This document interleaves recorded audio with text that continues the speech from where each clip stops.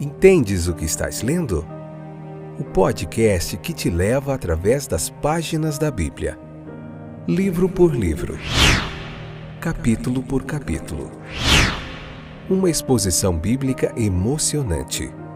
Aperte os cintos e embarque comigo nesta viagem.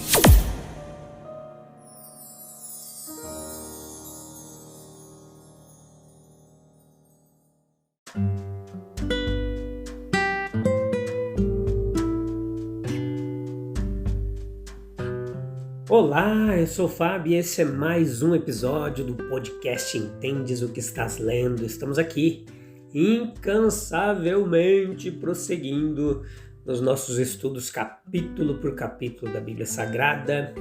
Hoje na quarta temporada, onde estamos vendo o Evangelho de Lucas, capítulo 13, a parte primeira hoje.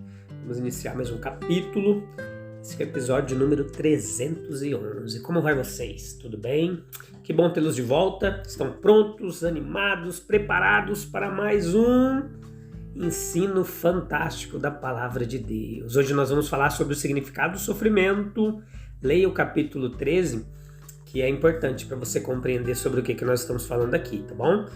Depois a gente vai falar um pouquinho sobre o reino de Deus, o julgamento, o progresso, a graça, o julgamento executado sobre os outros, que é um chamado ao arrependimento dirigido a nós mesmos. Vamos falar das árvores infrutíferas e o que isso significa.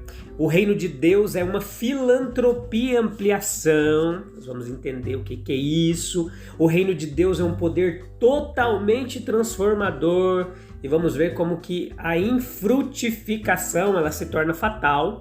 Versículo 6 ao 9 do capítulo 13, que é o significado primário aqui dessa parábola e aplicação a Israel e a nós mesmos, tá bom? Você não pode perder. Fica aí até o finalzinho, leia o capítulo, convide mais gente, porque está imperdível esse episódio. Vamos lá. Então, o que significa, meus queridos, que todos os homens sofrem? O que significa as grandes calamidades que alguns homens suportam? Os judeus do tempo do nosso Senhor estavam tirando conclusões que eram bastante comuns e naturais, mas eles não eram os mais seguros nem os mais sábios que poderiam ter sido sorteados. Muitas vezes vemos que homens que foram culpados de crimes flagrantes são compelidos a suportar tristezas marcantes. A tempestade da indignação humana, ela irrompe sobre eles, ou os fogos de um terrível remorso vêm a consumi-los, ou a retribuição de uma justa providência divina os alcança e os subjuga. Mas nem sempre nós sabemos quantos homens sofrem. Eles podem estar experimentando misérias internas que não conhecemos, e é mais provável que eles estejam passando por uma deterioração interior e espiritual que nós não podemos estimar. Uma consequência do pecado que é imensuravelmente mais lamentável do que qualquer perda de propriedade ou de saúde. As calamidades que atingem um homem podem ser devidas à culpa de outros, podem ser disciplinares em vez de punitivas em sua influência sobre ele. O que mais? Pode indicar que Deus está limpando o seu coração, preparando o seu espírito para um trabalho mais elevado do que Deus o está visitando com penalidade ou punição por alguma iniquidade passada. Nós devemos, portanto, ser lentos em agir de acordo com o princípio nas quais os judeus basearam a conclusão do texto. Há uma coisa que é sempre certo de fazer. Nós podemos ter certeza que a coisa sábia a fazer é um inquérito honesto sobre nós mesmos em vez de sobre os outros. E quanto a nós mesmos, e quanto aos nossos erros, aos nossos pecados. É certo que nós pecamos. Declarações bíblicas, nossas próprias consciências, o testemunho dos outros, dos vizinhos, tudo afirma isso. Nós pecamos contra o Senhor e merecemos condenação ou retribuição, sim. mas a graça e o progresso do reino de Deus, ela se manifesta. Nós vimos no final do capítulo anterior quão urgente é se reconciliar com Deus. E o nosso irmão Lucas, ao construir o seu evangelho, ele nos apresenta a necessidade de arrependimento para que se escape do julgamento. Nós vamos retornar os pensamentos de forma ordenada, como eles são colocados diante de nós nessa passagem. Vamos lá, versículos 1 ao 5. O julgamento executado sobre outros é um chamado ao arrependimento dirigido a nós mesmos. Havia uma disposição, então, como ainda há, de estabelecer um julgamento especial como consequência de algum pecado especial. Vocês lembram da história de Jó? Os consoladores de Jó, eles simplesmente expressaram aquela falácia que se encontrava em cada um dos seus corações, mas quando a atenção de Cristo foi, portanto, dirigida para o Galileu e a maneira sangrenta em que Pilatos o havia feito, ele instruiu seus ouvintes a discernir nele um aviso providencial e um chamado ao arrependimento. É citado o acidente na Torre de Siloé, que teve o mesmo significado. Foi um chamado para que os sobreviventes se arrependessem, para que um julgamento tão severo não os alcançasse. E o destino dos mortos não era prova de pecado especial, mas era um claro apelo ao arrependimento dirigido aos sobreviventes. A advertência era singularmente apropriada. A crueldade de Pilatos, a derrubada da Torre de Siloé tiveram suas contrapartidas no cerco de Jerusalém 40 anos depois. Sim, quando o povo demonstrou a sua impenitência. Nós, portanto, devemos aprender a lição prática de todo julgamento da necessidade imperativa de um arrependimento pessoal. Os orientais tinham por costume cavar em torno de suas árvores frutíferas, adubar as raízes e incentivar a frutificação de todas as maneiras. Eles queimam árvores infrutíferas após 3 anos. Agora os judeus eram como uma nação representada por essa figueira, por essa árvore. Através de longos anos, o lavrador celestial lhe dera todas as chances, possibilidades, condições de dar frutos. A longanimidade de Deus está quase esgotada. E se não fosse o agricultor da vinha por quem Jesus se refere a si mesmo, perceba comigo, meus queridos, não se perca na compreensão disso aqui, que é muito importante. As suas intercessões salvaram a nação por outros 40 anos. E que terno cuidado foi despendido com isso no ministério final de Cristo e no ministério dos apóstolos. Verdadeiramente, as lágrimas de nosso Senhor sobre Jerusalém, o zelo abnegado de Paulo e Pedro e o resto pela conversão de seus próprios compatriotas e a série de providências significativas com as quais os 40 anos foram preenchidos, unem-se para mostrar que a aniquilação nacional ela foi merecida. Que essa última chance da nação judaica, os 40 anos de trégua entre a morte de Cristo e a condenação de Jerusalém, quando os exércitos romanos invadem pela mão do general Tito lá e destrói tudo, a longanimidade do Senhor, tudo isso aqui, essa condenação admoesta os pecadores de solene responsabilidade em meio a tréguas semelhantes ainda, como eu já falei. A longanimidade do Senhor, embora grande, não é infinita.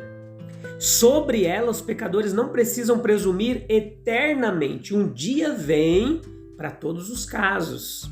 Está na Apocalipse 22:11. Agora aqui o versículo 10 ao 17, ele nos ensina como um dia, como essa controvérsia que Cristo teve com os principais sacerdotes e governantes judeus a respeito do dia santo, do sábado. A ideia rabínica era que deveria ser um dia de descanso puramente físico E que mesmo a cura de um doente deveria ser adiada para os dias seguintes e seculares. O nosso Senhor, ao contrário, ele sustentou que o sábado era sim um dia para filantropias especiais e um dia de oportunidade como os outros dias de fazer o bem. Ele, encontrando uma pobre mulher cuja enfermidade já jazia sobre ela por 18 anos, ele a pegou, impôs as mãos sobre ela e a curou. Foi uma elevação gloriosa que a pobre mulher curvada ela recebeu. Mas o chefe da sinagoga onde isso aconteceu, indignadamente se opôs a tal trabalho, porque ele foi feito um dia de sábado. Apenas para atrair sobre ele, no entanto, a repreensão de Jesus, quando ele disse assim: hipócritas, cada um de vocês no sábado não solta seu boi ou seu jumento no estábulo e o leva para beber água? E eles ficam sem resposta. Eles estavam acostumados a lidar misericordiosamente com seus próprios animais, mas estavam prontos de maneira mais inconsistente para lidar impiedosamente com os seres humanos. Vejam que absurdo. Que deveria ter sido muito mais valorizado. Mas não são, infelizmente. São menos cuidados do que os animais. Tal hipocrisia encontrou em Jesus um inimigo constante. Os seus adversários foram assim envergonhados e as pessoas comuns se regozijavam, louvavam a Deus pelos gloriosos serviços de sábado que Jesus prestou aos pobres e necessitados, enquanto os líderes religiosos vão ficando cada vez mais furiosos, né? O reino de Deus é uma filantropia e ampliação, meus queridos. Versos 18 e 9. Depois que aquela filantropia, aquela ajuda, caridade e amor de Deus se estendeu à mulher enferma, foi natural que o nosso Senhor passasse agora para a parábola do grão de mostarda. Isso representa um começo insignificante, seguido de um crescimento a tal ponto que sob os galhos da árvore de mostarda as aves do céu encontram um abrigo adequado. Da mesma forma, o reino de Deus começou em torno de Jesus, aparentemente uma pessoa insignificante, acabou passando para dar sombra a muitos, e em uma palavra, o reino de Deus é uma filantropia que se estende, se amplia. Da mesma forma, nós podemos ter certeza de que o reino de Deus não tem uma verdadeira morada dentro de nós, a menos que esteja fazendo de nossa filantropia um poder crescente e expansivo. Deus nos dá vida em abundância para que nós abundemos sobre outros e não para que guardamos. Somos abençoados para se tornarmos abençoadores. Não somos de Cristo a menos que tenhamos esse espírito dele, filantrópico, de ajuda, de amor, de caridade, de extensão ao outro. O reino de Deus também é um poder totalmente transformador. Olha os versículos 20 e 21. Da semente de mostarda e seu crescimento, Cristo passa a falar de fermento. Ele é escondido nas 3 medidas de farinha e segue seu caminho até que toda a massa seja levedada.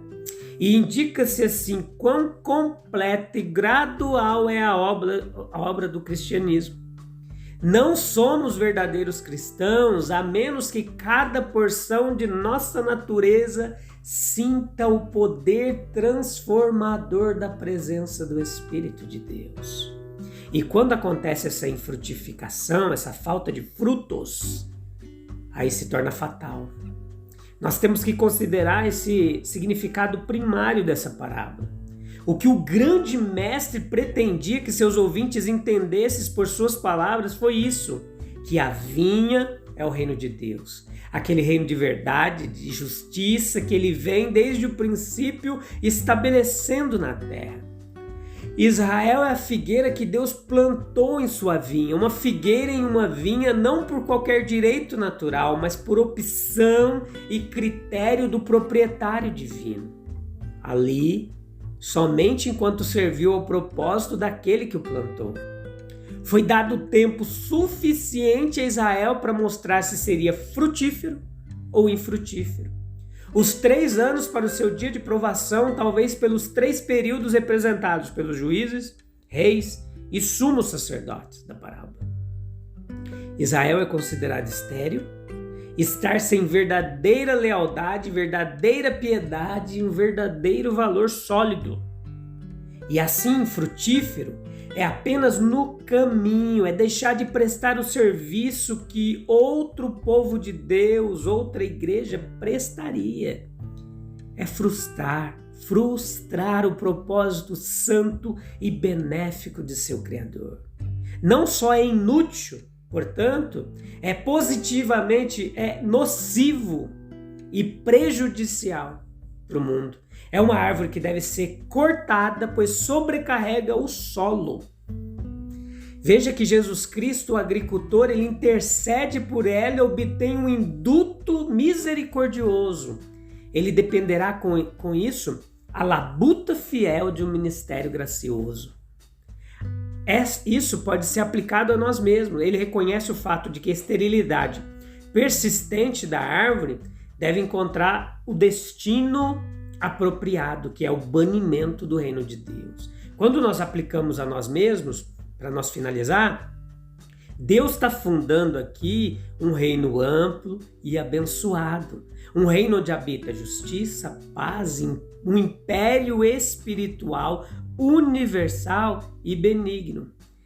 Nele, ele nos coloca como filhos e herdeiros dos mais preciosos privilégios, vendo e ouvindo como nós, o que reis e profetas não viram, nem ouviram, esclarecido quanto a alguns pontos mais valiosos em relação aos quais os próprios discípulos, os apóstolos de Cristo, estavam necessariamente no escuro, e de nós assim, favorecidos, o divino lavrador exige bons frutos. Ele pode muito bem esperar que devemos dar muito fruto, lá João 15.